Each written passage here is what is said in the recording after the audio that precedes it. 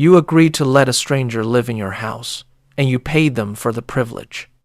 That stranger watches you sleep. It listens to your conversations. It knows when you leave, when you return, when you're vulnerable. It catalogs your habits, your preferences, your secrets. And every single piece of information it gathers, it sends back to corporate headquarters. You thought you were buying convenience. What you actually purchased was a surveillance device with a monthly subscription fee.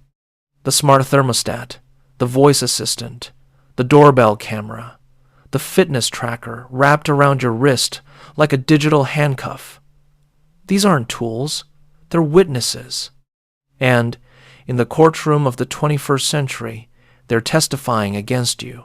Here's what they don't tell you in the cheerful television commercials with the happy families and the glowing screens. Every smart device in your home is designed with a single purpose that has nothing to do with making your life easier. It exists to extract data, your data, the patterns of your life, converted into ones and zeros, packaged and sold to the highest bidder. Insurance companies buy it to adjust your rates. Advertisers buy it to manipulate your purchases. Lawyers subpoena it to use against you in divorce proceedings. Police departments request it without warrants. And you, the consumer, the citizen, the person who thought they were just buying a refrigerator that could tell them when the milk was expired, you have become the product. This isn't paranoia. This is business model. But the truly disturbing part, the part that should make your stomach turn, is that this system wasn't invented last week by some tech startup in Silicon Valley.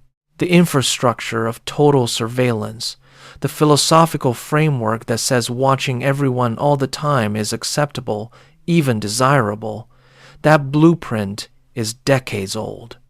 It was drawn up in conference rooms and government offices long before the internet existed. The technology changed. The screens got smaller, the cameras got sharper, the microphones got more sensitive. But the fundamental idea, that complete transparency of the citizen is the price of modern life, that concept has roots that go back to the middle of the 20th century.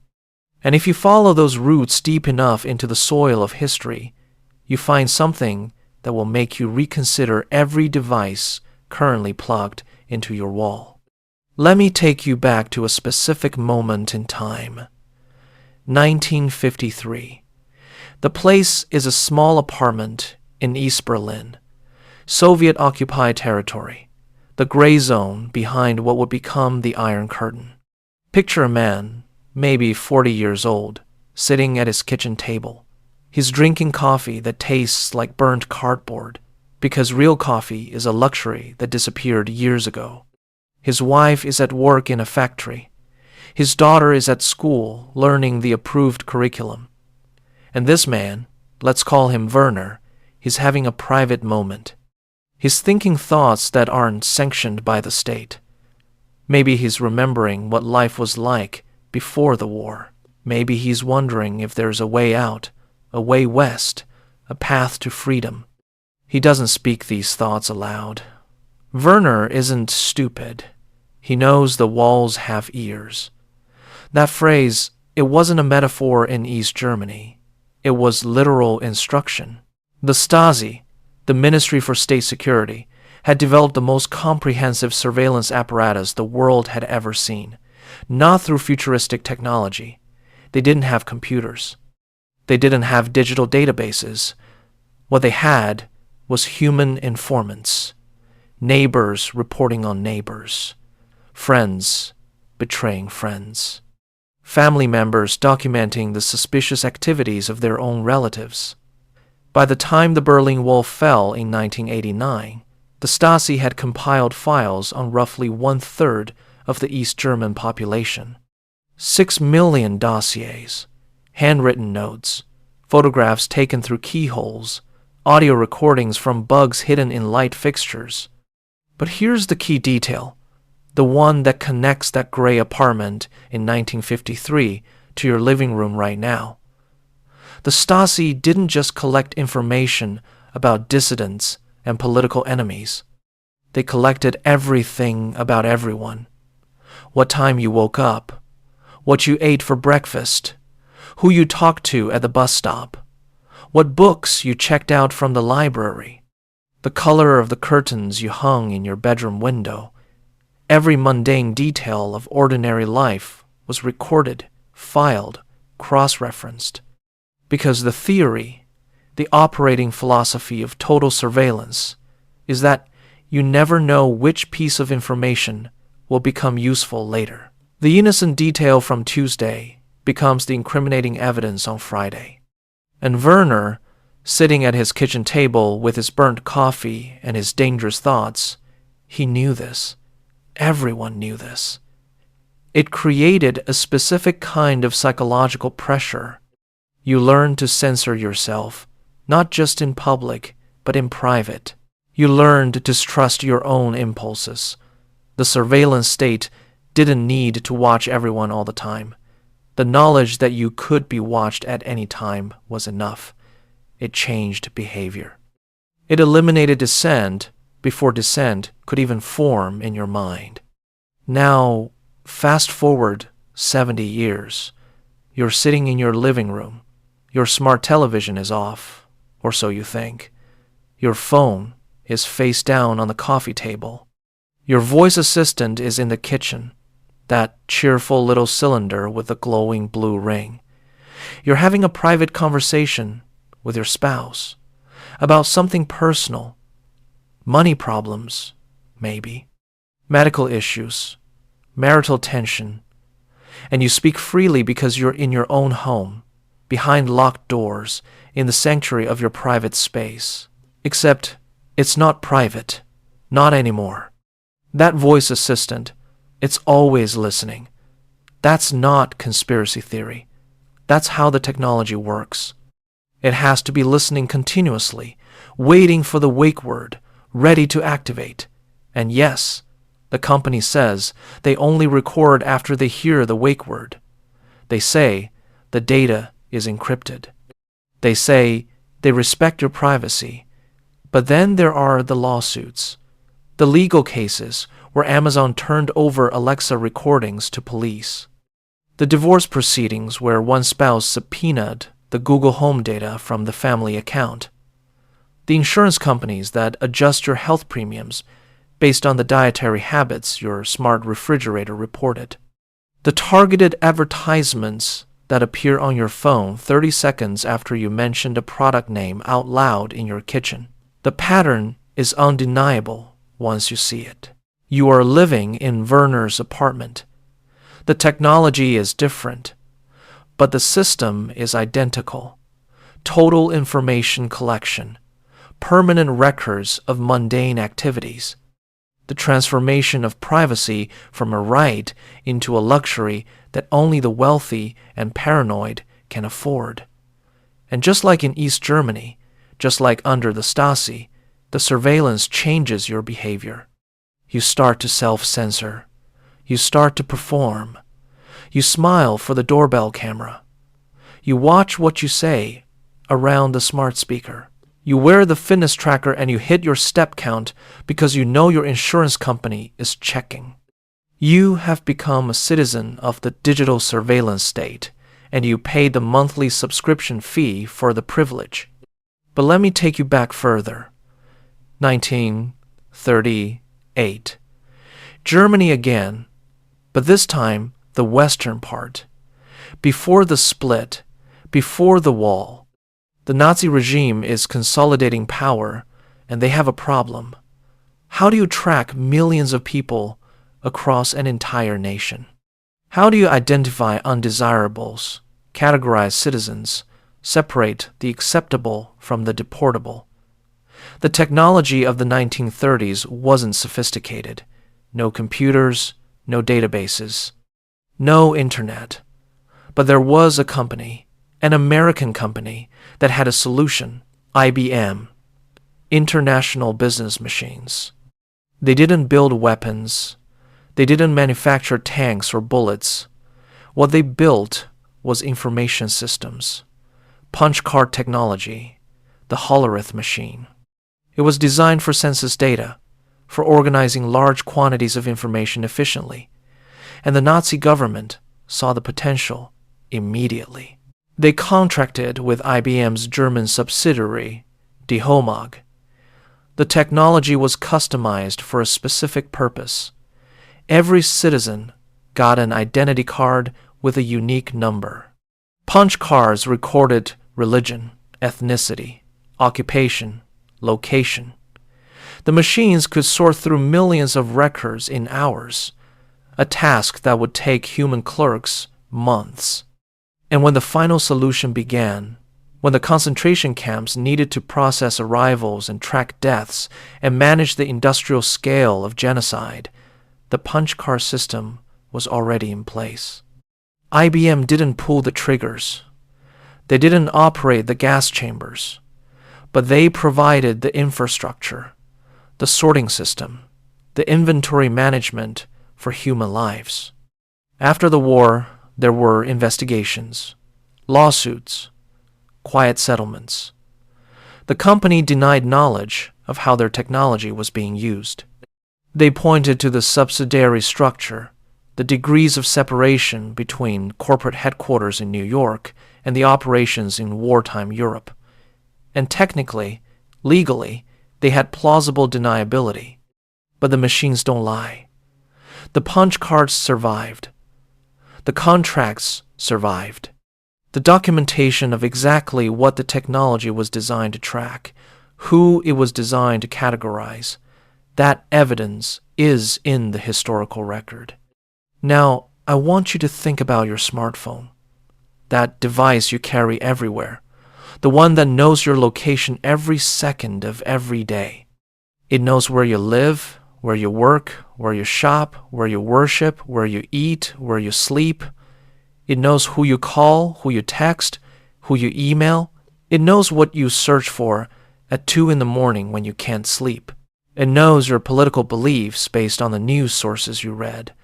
It knows your sexual orientation based on the dating apps you use. It knows your health conditions based on the medical websites you visit. It knows your financial status based on the banking apps you open and the credit card transactions you make. All of that information, every single data point, it's stored permanently in corporate servers. And the company that owns those servers, they say they protect your privacy. They say they would never misuse the data. They say you can trust them. But here's the question that should keep you awake at night. What happens when the political climate changes? What happens when the government that seemed benign yesterday becomes authoritarian tomorrow? What happens when the list of acceptable behaviors gets shorter and the definition of suspicious activity gets broader? What happens when someone decides that the data, the comprehensive profiles of millions of citizens, could be useful for identifying undesirables? The infrastructure is already built. The sorting system is already in place. The technology companies have done the hard work of collection and categorization. Every smart device in your home is a sensor in a network that maps your entire life.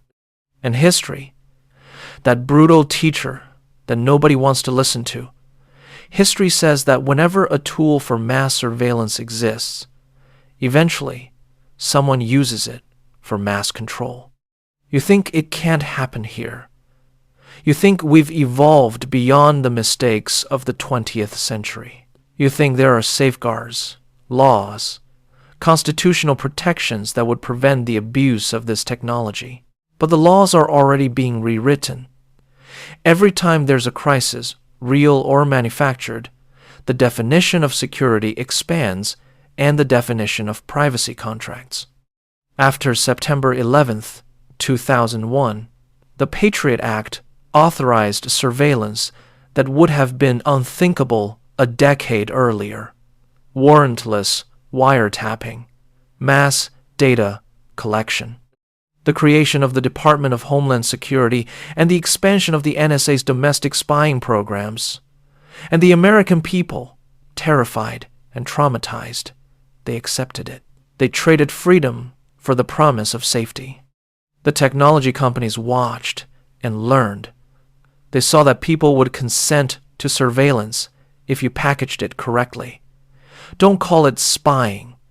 Call it personalization. Call it convenience. Call it smart technology. Sell them the camera that watches their front door by telling them it prevents package theft.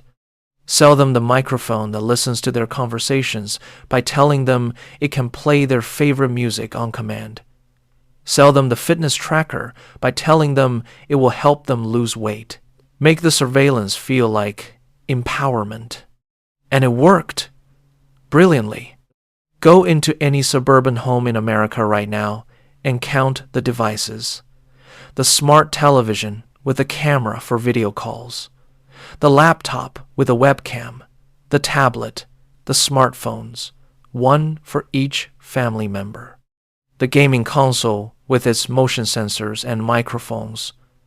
The voice assistants in the kitchen and bedroom. The doorbell camera. The security system. The smart locks. The thermostat that learns your schedule. The refrigerator with the internal camera. The baby monitor. The fitness trackers. The smartwatches. 20 devices, 30 devices, maybe more. Each one a witness. Each one reporting back. The average American home now has more surveillance equipment than a Stasi safe house in 1970. But here's the truly diabolical part. The Stasi had to pay their informants. They had to recruit them, train them, manage them. It was expensive. It was labor-intensive. The surveillance state required a massive bureaucracy. Today, you buy your own surveillance devices. You pay monthly subscription fees to keep them operational. You upgrade to the newest model. You leave positive reviews. You recommend them to your friends and family.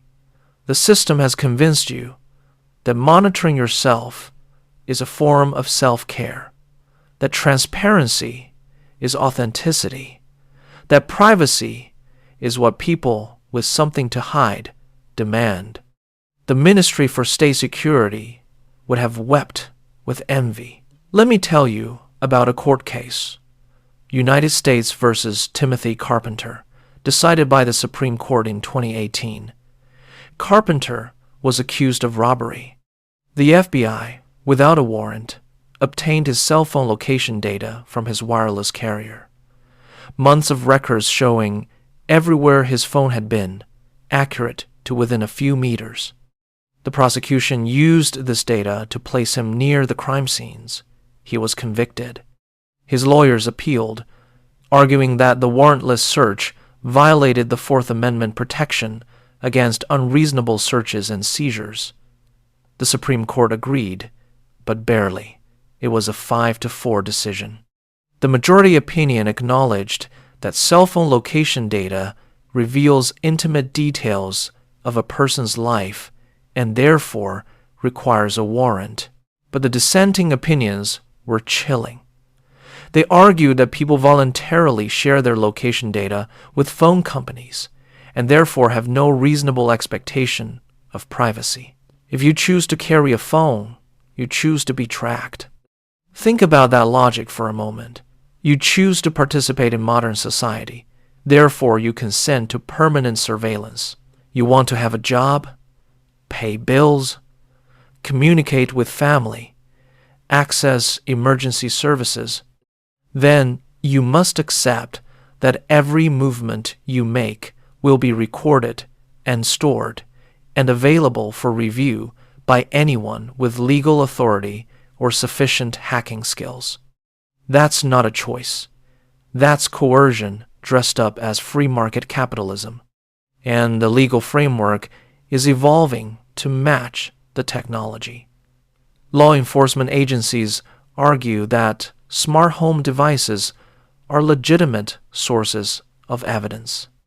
If your Alexa recorded an argument that turned violent, those recordings can be subpoenaed. If your fitness tracker shows your heart rate spiking at the time a crime was committed, that's evidence of consciousness of guilt. If your smart television recorded you watching true crime documentaries about how to dispose of a body, that shows premeditation. The devices that promise to make your life more convenient are being turned into witnesses for the prosecution. And the truly perverse part is that you can't defend yourself by simply not buying them. Because the surveillance network is comprehensive. If you don't have a smartphone, the cameras on everyone else's phones capture you. If you don't have a doorbell camera, your neighbor's camera records everyone who walks down the sidewalk. If you don't use social media, you still appear in the photos and videos posted by friends and family. The facial recognition algorithms still catalog your face. The data brokers still build a profile. You cannot opt out. That option has been eliminated. So what's the answer? How do you escape a surveillance system that's embedded into the infrastructure of modern civilization? The difficult truth is that you can't escape entirely, not unless you're willing to abandon contemporary society completely. Move to a cabin in the woods. Grow your own food. Cut every connection to the grid. And even then, satellites watch from orbit. Drones map the wilderness. The surveillance has become total. But there's a different question, a more useful question. How do you resist? How do you maintain your humanity in a system designed to reduce you to data points? First, you stop pretending it's normal. Stop accepting the premise that surveillance is the price of convenience. Stop believing that privacy is something only criminals need. Recognize the smart devices in your home for what they actually are: tools of control, mechanisms of conformity, and make conscious decisions about which ones you actually need versus which ones you've been trained to want. Do you need the voice assistant, or did the advertising convince you that talking to a computer is somehow easier than pressing a button? Do you need the smart television that tracks everything you watch, or could you survive with a dumb television that simply displays the content you choose? Do you need a fitness tracker, or could you exercise without quantifying every heartbeat and converting your body into a database? Every device you remove is a witness you silence. Second, you compartmentalize. Use different devices for different purposes. Don't let one company own your entire digital life. Don't connect everything to the same network. Make it harder for the data brokers to build a complete profile. Force them to work with fragments instead of a comprehensive dossier. Third, you embrace inconvenience. The surveillance state sells itself as friction-free. Everything automatic, everything connected, everything optimized for efficiency. Resistance means accepting the friction. It means taking the longer route. It means doing things manually. It means choosing the option that respects your privacy, even if it requires more effort. And fourth, most importantly, you remember what they're taking from you. Privacy isn't about having secrets. It's not about hiding bad behavior. Privacy is the space where you can be fully human, where you can think dangerous thoughts without consequences, where you can make mistakes without permanent records, where you can grow and change without an algorithm deciding who you are based on who you were 5 years ago. The surveillance state wants you to believe that transparency is virtue, that only the guilty fear exposure, but that's a lie designed to make you compliant. Every authoritarian regime in history has demanded total transparency from its citizens while operating in complete secrecy itself. The powerful hide behind classification and national security and corporate proprietary information. The powerless are told that privacy is selfish. Werner, sitting in his East Berlin apartment in 1953, he understood something that we've forgotten. He understood that privacy is the foundation of freedom, that the ability to have thoughts the government doesn't know about is the only thing that allows resistance to exist. That surveillance, even when it's justified as safety or efficiency or social benefit, is fundamentally about control. And every smart device in your home, every sensor and camera and microphone, every piece of technology that watches you and listens to you and reports on you, they're all part of the same system. A system that sees citizens as subjects, that sees privacy as a problem to be solved, that sees your life as raw material to be extracted and processed and sold. You agreed to let a stranger live in your house, but you can still ask them to leave. The question is whether you will, whether the convenience has become too comfortable, whether the surveillance has become too normalized, whether you've already forgotten what it felt like to live in a home that didn't watch you. The devices are witnesses. And in the trial that's coming, the trial that history promises always arrives when too much power concentrates in too few hands. Those witnesses will not testify in your defense. They never do.